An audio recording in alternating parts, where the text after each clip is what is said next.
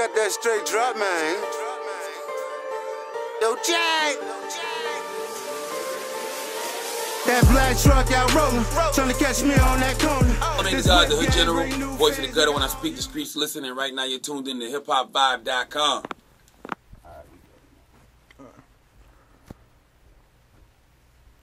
So Charlamagne, what you been up to, man? Just working, man. You know, happy to be here. You know, I don't take nothing for granted.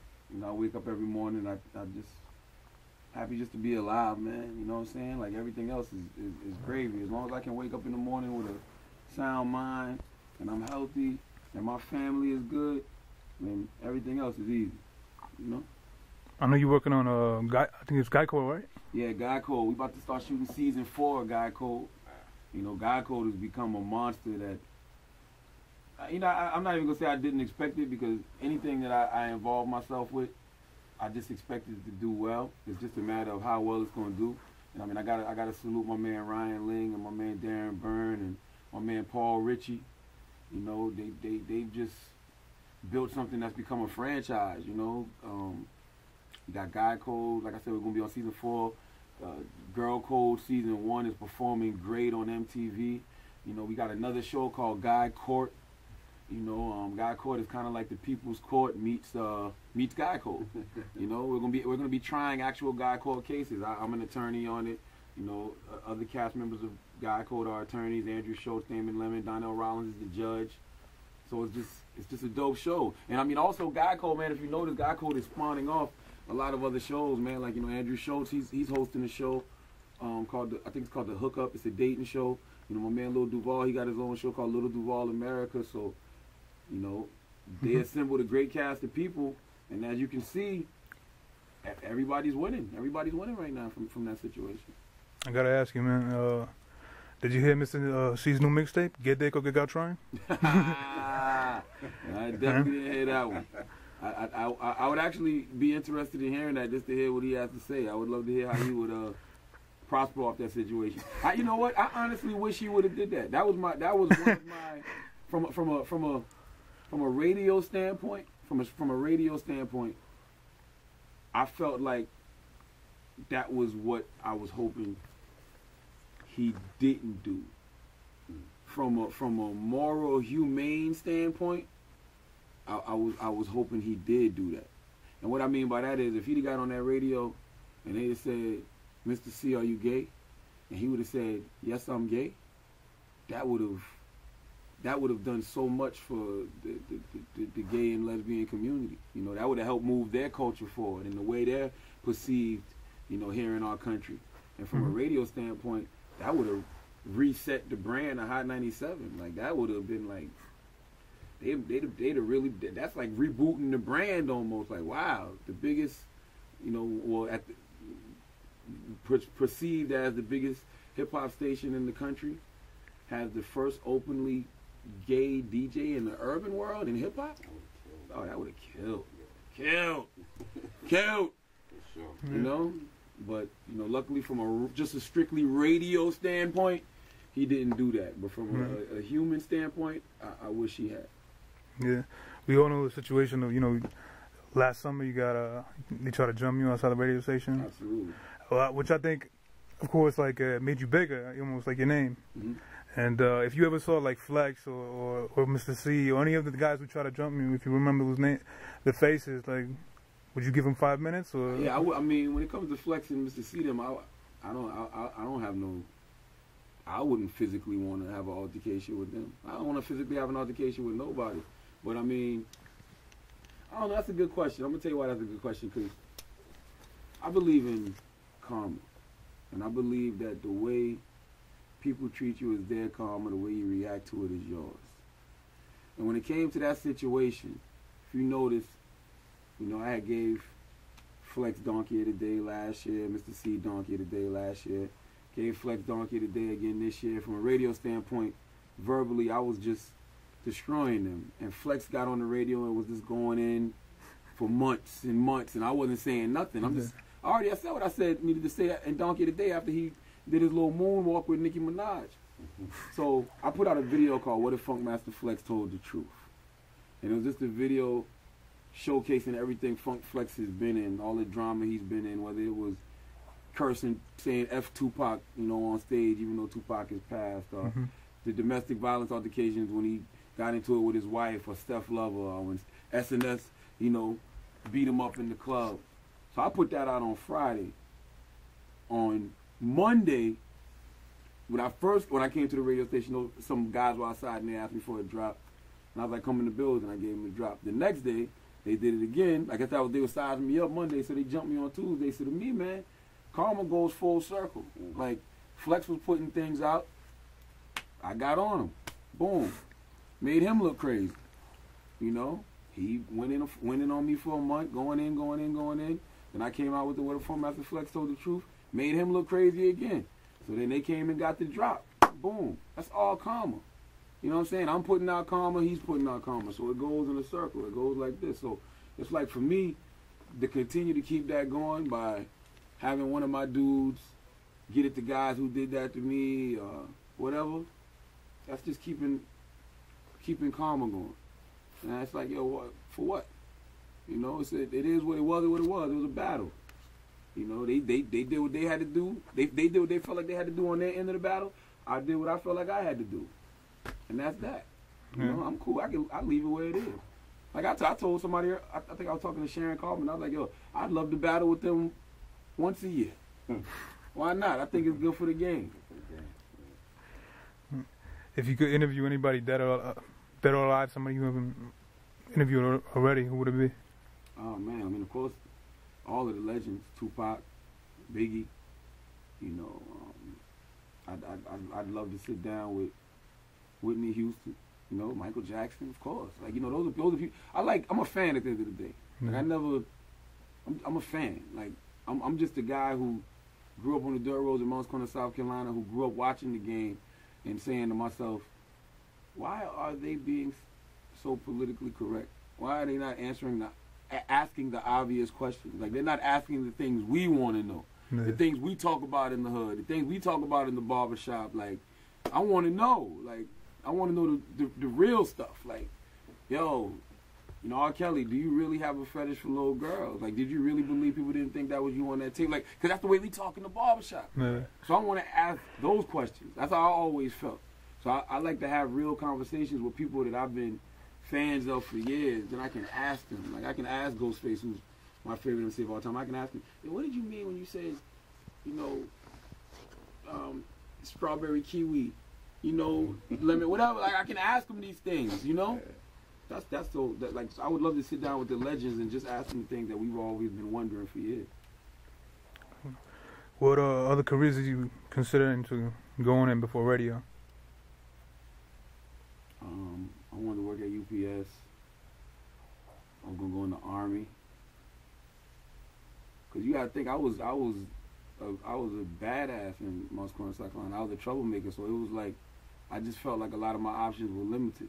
Like, I had to shake that whole mentality off. That's why I always say your thoughts become things. The things you constantly think about are the things that's gonna happen in your life. And I think a lot of times we limit ourselves. So being somebody who was in and out of jail and didn't go to college, and, had my diploma from night school, I wasn't thinking broad. I was thinking, I want to be a UPS worker. I want to go in the military. I couldn't even get in the military because of my police record. I was thinking like that.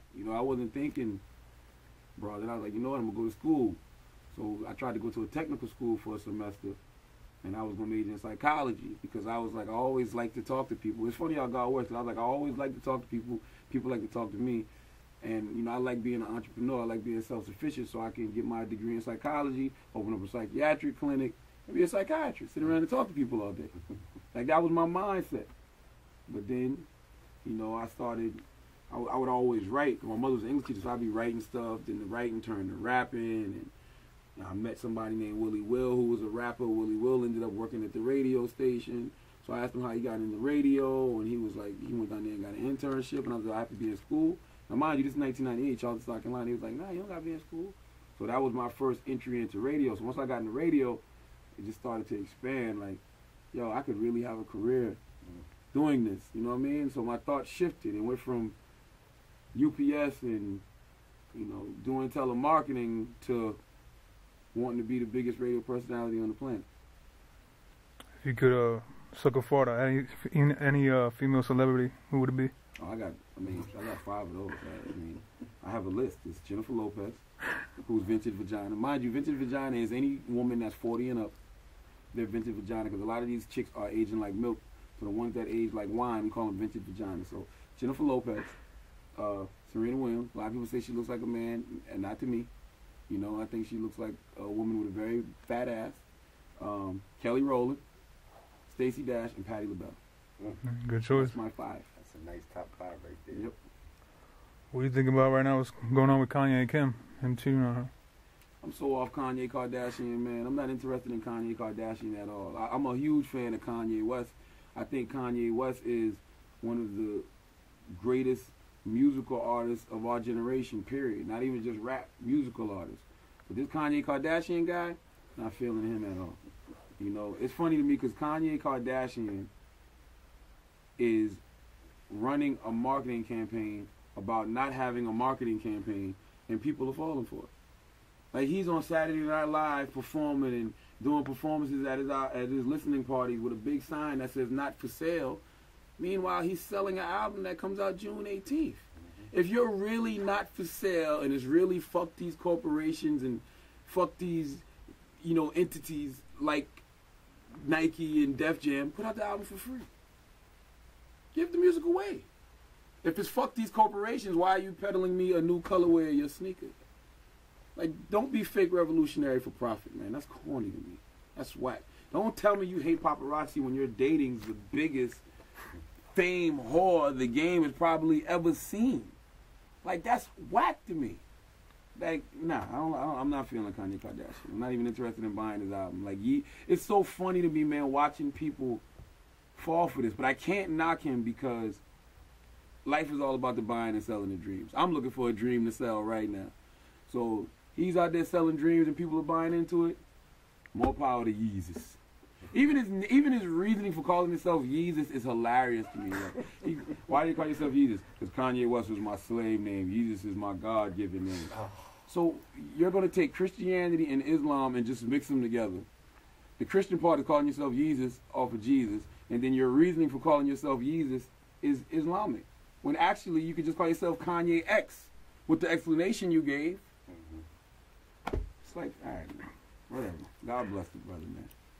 So safe to say you're picking up June 18th. You're picking up Born Sinner. Picking up J. Cole, Born Sinner. He reps for the Carolinas like I do. He's from Fayetteville, North Carolina. I'm from South Carolina, but he's just dope. He's dope MC. I'm picking up Mac Miller, watching movies with the sound off. People sleep on Mac Miller, man, but he's another dope lyricist, man. It's some dope MCs out here nowadays. I be telling everybody, like, we're in a new golden era of hip hop. Like, I believe it was 4 golden eras of hip hop. I believe in the late 80s when you had, you know, Rakim, Big Daddy Kane, Slick Rick, EPMD. That was like a golden era of hip hop. Then you had the early 90s Renaissance when you had the whole Death Row movement with Snoop and, you know, Dre and Daz and Corrupt Them. And then the East Coast got back popping, you know, with Biggie and Nas and Wu-Tang. And then I think it was another East Coast resurgence in the late 90s when you had DMX and Big Pun and, you know, Eminem came out of Detroit and, you know, Cannabis, even though he didn't sell no records, he was popping. And Cameron, like, you just had all these new great MCs that came out in the late 90s. And even the South, you know what I'm saying? The South was a great movement. I don't know if I would call it a golden era. I would just call it the Southern era. But those were the 3 golden eras of hip-hop I just named. And I think we're in a 4th now. I think you got, like, MCs from everywhere that are just dope. Like, it's not even relegated to one region. You got Kendrick Lamar, Schoolboy Q, Ab-Soul, J-Rock, that whole black hippie movement in the West. You got, you know, Nipsey Hussle in the West. You got, you know, Drake coming from Canada. You got Wale coming from D.C. You got Mac Miller, J. Cole. You got Big Sean. You got all these dope MCs. These dudes are dope lyrically. You know, I can't personally relate to all of their stories, but they're still dope lyrically. So I think we're in a new golden era hip hop, man. I think 10 years from now we're gonna look back and be like, yeah, I remember when that Born Sinner came out. I remember when that The Gifted came out, you know? Who you think is taking the number one? Who's going to take the number one spot on June 18th? You know, man, it's funny. In a perfect world, because I'm a Miami Heat hater. So all I really want right now is the Spurs to beat the Miami Heat, which they will, and I want J. Cole or Mac Miller to beat Kanye West. Only because I feel like Kanye's on his own. Kanye Kardashian is on his own dick so much, Yeah. and I want him to get everything that he's saying he wants. He's saying he doesn't care about album sales, and he's saying he doesn't care about fame. I want him to fall off a little bit. You don't get that number one spot. Let that go to one of these young boys who will appreciate that fame, who will appreciate that celebrity. This is what you want to go, right, Kanye? You don't want to be number one. You don't care about that. So, yeah, I want J. Cole or Mac to do it, but Kanye will more than likely be number one. I got two more questions. I grew up, and when I was a kid, Ja Rule and 50 were going at it. These two, they were great MCs, but they kind of seem musically almost out of the picture. They are. Bottom of the pile. You think they can make a comeback? No. 50 or Ja Rule, neither one of them can make a comeback. Only simply because people move on. They're dope. I mean, 50 actually put out some great records earlier this year. The joint he had with Kendrick Lamar, then he had another record. The joint with Too Short I thought was dope. But when people are off you, they're off you. I mean, he got his pocket of fans that'll still support him, but you'll never see 50 Cent selling 10 million records again. Hell, you'll never see 50 Cent selling 1 million records again. Not of one album. He might do it as a single. And that's not a diss to him. It's just the way hip hop. That's the way hip hop is. Yeah. Nobody cares no more. You know what I'm saying? Like a thug changes, love changes, and best friends become strangers, man. Like it happens all the time. It happens in cycles. Everybody can't be Jay-Z. And the reason Jay-Z is Jay-Z because Jay-Z has been consistent. Jay-Z dropped the album every year since 1996. And then when he took his break with Kingdom Come, he came back and dropped the album every year since then. Even up to Watch the Throne. Now he got another album coming out now. So, nah, man. 50 and Ja are...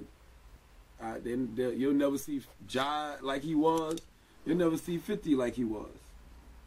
It just is what it is. What would be a message to the youth? Someone who's trying to get ahead in the world. Live your truth, man.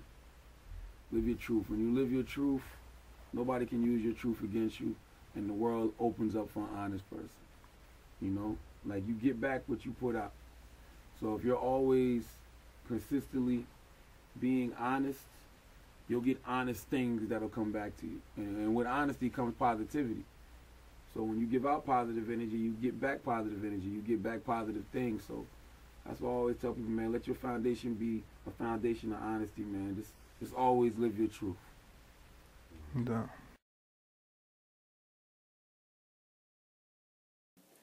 I know you said that you've been fired from 3 or 4 different radio gigs. Which one hurt the most and why, and what did you learn from that experience? The one that hurt the most was the first one. That's when I was working at Hot 98.9 in Charleston, South Carolina. And the reason that hurt is because I felt like, damn, I really had my life on the right track. I'm 20 years old. I was in and out of jail, doing stupid shit, hustling, whatever. Now I really got my shit on the right track. And I got the #1 show in the city, and I get fired. Wow. But I didn't understand the game then. That's another reason it hurt, because my man Corey Hill, who works at Jammin' 94.5 in Boston now, he was the program director at Hot 99 in Charleston. That was his first PD gig. And, he fired me because he wanted to bring in his own people. Cool. I just didn't know that at the time. To me, I just felt like this nigga ruined my life. Right. You know what I'm saying? I was like, yo, what the fuck am I going to do now? That was my mentality because I didn't know.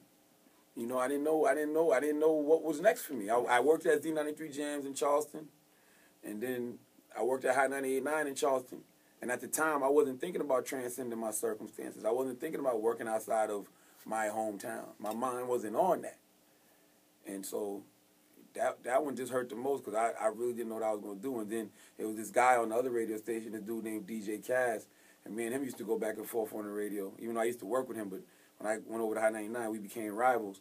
And I remember him being on the radio saying I would never work in radio again. And I didn't know whether or not to believe him. You know what I'm saying? He had been doing radio way longer than me. So I was like, damn, maybe this is it for me. I didn't know. Okay. Where does your humor come from, man? Like, did you grow up like in a big household? It was funny. Like, where do you get the humor from? I never looked at it as telling jokes. You know what I'm saying? Like I always say, I don't tell jokes. I tell the truth.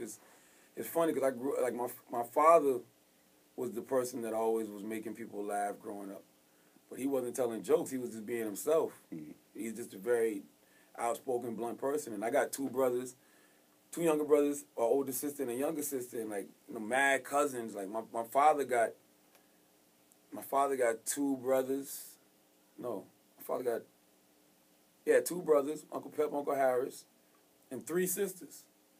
So they all got like, some of them got 4 or 5 kids, some of them got 2 or 3, so we would just always be together, laughing, joking, and just being honest. Like, I never felt like it was jokes. That was the funny thing. Even growing up in high school, middle school, we would crack on each other, but it'd be truthful shit. We'd be laughing at how our mother's hair looked, our father having a jerry curl. We'd be laughing at each other's clothes. Like, it wasn't jokes. It was just like, this is real shit. We'd be laughing at, I remember my cousin Kendall got evicted. His parents got evicted, and we found out about it in the paper, and it was killing him. Like, that's how crazy. Like, we didn't give a fuck. We was, you homeless, yada, yada, yada, this thing, you ain't got no place to stay. Yada. Wow. Like, you the Evans family, like, dumb shit.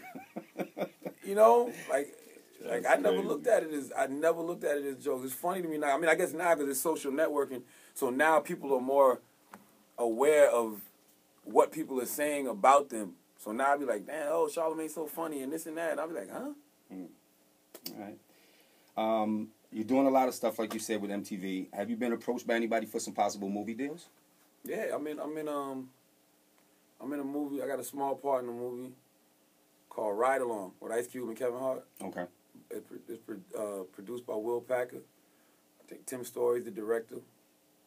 I play like a cop. It's a quick role though. It's like a. I mean, I don't know. People have seen the screenings for it, and I've gotten tweets like, "Oh shit, Charlamagne's in the movie." So I guess you gonna know. Oh, that's Charlamagne. Right. But now I'm taking acting classes because I've been approached about. I've auditioned for sitcoms and shit like that, but I just wasn't prepared. So now I'm taking acting classes, and my man L.T. Hutton, he offered me a very prominent role in a movie. I don't want to speak on it too much, but it's a biopic based on a very influential hip hop person. Is it Tupac? Okay. It's Tupac, but I'm not playing Tupac. But he wants me to play a role in that movie, so we'll see what happens, man. Like I'm just working, I'm just working. No doubt. Do you get a lot of flack, like from artists, for how candid you are? Like, has there ever been any one artist that really like tried to single you out just for being as honest as you are on the air? Yeah, all the time. I mean, all of them. Like Drake, Busta Rhymes approached me.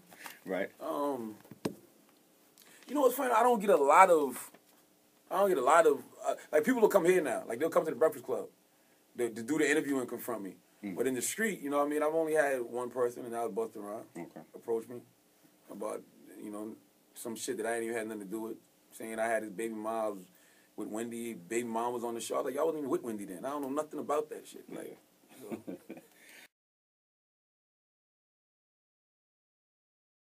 All right, this is a little section that I do. These are the last few questions. It's called shout-outs.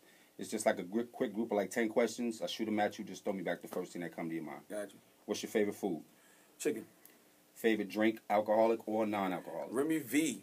Any Remy Martin product. Remy V or Remy VSOP. Favorite sports team? Dallas Cowboys. Favorite sports figure, dead or alive? Emmitt Smith. Favorite movie? Ooh. Menace to Society. Nice. Favorite place to visit? Myrtle Beach, South Carolina. My mom's living in Myrtle Beach. That's what's up. What's your favorite car? I don't really have a favorite car. That's crazy. Oh, you know what? Yeah, I'll say the Bentley GT. I like the Bentleys. I like Bentleys. I think that's a sexy ride. Bentley GT. No doubt. What's your favorite fashion brand? I'm the wrong person to ask about fashion. My favorite fashion brand is Mostly Mode T-shirts from Target. That's what I'm wearing right now. $9.99. That's what it is. What's your favorite song of all time? Favorite song of all time? All I Need, remixed by Method Man and Mary J. Blige. That's a tight joint. I want to walk down the aisle to that when I get married. Nice. That's me and the mother of my child's joint right there. All right. And who are your top 3 artists? Not necessarily hip hop, dead or alive. Top 3. My personal favorite or just... Your personal favorites. My personal favorites is absolutely Ghostface Killer, Jay-Z, and Katy Perry. Wow. I wanted to say Michael Jackson, but I find myself listening to more Katy Perry than Michael Jackson. Why Katy Perry so much? I like her lyrics, man. Like, I'm a lyric person. I like people that are really saying something. You know? I like people that take me places with stories. Because you gotta understand, when you grow up on a dirt road in most of South Carolina and the circumstances around you, when it's not a lot around you, your escapes are music and books. So when I used to hear, you know, Jay-Z rap, he was taking me places. And it felt like he was teaching me things. Like, I would be young saying, yo, man, you know how if everybody in your clique is rich, your clique is rugged. Nobody will fall because everybody be each other's crutches. You know what I'm saying? Like, that's how he was giving you wisdom, you know? Yeah. Same thing with Ghostface. Ghostface giving you wisdom. Like, I wanted to learn about the 5% teachers of Islam because of Ghost, you know? Ghost had me telling girls, spit on my dick. Your pussy dry, spit on my dick and put it in. Like, you know? And Katy Perry, it's like her stories, man. Like, you know, Circle the Drain or even something, even though it's Poppy last Friday night, that's who can't relate to that kind of shit? True. You know, I just like the stories, man. All right. And finally, what is your most memorable moment in music history? Could be a concert, could be anything. Oh, man. Most memorable moment in music history was when it was 2000, maybe 99, 2000, Hard Knock Life Tour. Nice. Came to Charleston, South Carolina. And we didn't get stuff like that. We didn't get tours like that. Came to the North Charleston Coliseum. Me, my homeboy Booby, my man Styrone, my cousin Omar, God bless the dead, went to go see it. And it was just ill, man. I don't know, it just opened my mind like, yo, the world is big. Like, you know, you can prosper as a black man out here for real, being us. You know, seeing Jay come out in the black T-shirt, iced out watch, do-rag. DMX come out there while I do his thing, Meth and Red do their thing. I was just, the energy in there was crazy. I was like, yo, I want that. Right. You know what I'm saying? I want that. That's what I want. No doubt. It's just like hip-hop is big. Like, you can prosper in hip-hop. So, yeah, Hard Knock Life Tour, that was a big moment for me. And when it came to Charleston, South Carolina, it just, I don't know, it just opened my mind to a whole lot of different things. That's what's up. Any parting words for the people, man? Hey, man, like I always say, just live your truth, bro. Like, that's my motto, man. Keep God first, stay humble, keep working, and live your truth, man. Drea's Beats.